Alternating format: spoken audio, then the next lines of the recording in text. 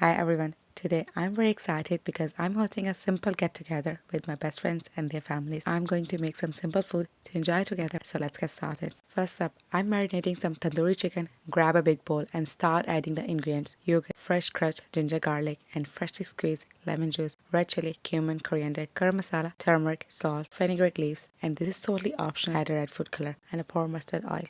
Now wash and dry the chicken legs. Make a deep gashes to help the marinade infuse volleyball. Rub the marinade all over the chicken legs and I'm letting it rest for as long as I can. Next, I'm preparing the easiest biryani ever. Taking some lamb and mix in salt, cumin, coriander, garam masala, red chili powder, turmeric, my homemade biryani masala and yogurt. For the extra flavor boost, blend tomatoes, ginger, garlic into a puree and add in along with fried onions. I'm using a store-bought today, but I always recommend freshly fried onions at home. Ghee, chopped coriander and a mint.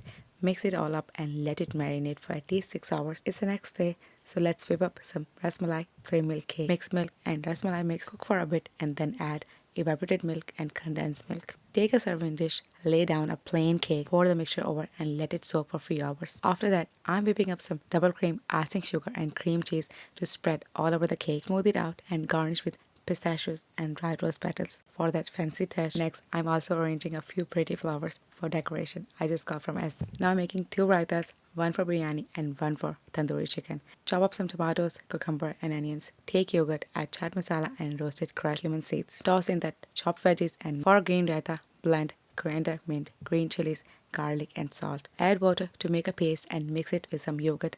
Adjust the taste as you like. Now it's time to cook the meat in a pressure cooker with a glass of water until it's just tender. For me, it's about 15 minutes. Meanwhile, boil the soaked rice until it's just right and drain it. When everything is ready, I will start layering the biryani, but I will wait to dum until the guests arrive. I'm also steaming some broccoli and carrots. Weather in the UK is very nice at the moment, so I'm setting up some outdoor furniture. We will hang out here. So here it is, main part of the furniture, and the next we freshly painted these chairs recently, so I'm arranging that as well. And the grilling the tandoori chicken on the barbecue grill with Khilji Saab taking the charge of that. Nearly enter the tandoori chicken. As soon as my friends arrive, I will start serving up the food.